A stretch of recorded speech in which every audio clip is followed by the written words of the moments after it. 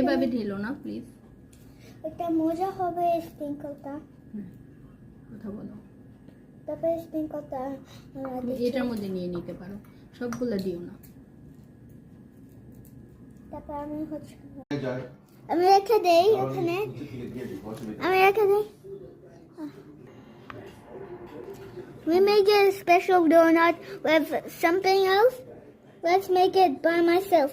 না, ওগুলি দেখা যাচ্ছে। We made yummy donuts with chocolate. TV চলতেছে, টিভির সাউন্ড আসলে তো তোমার এটা কপিরাইট হয়ে যাবে।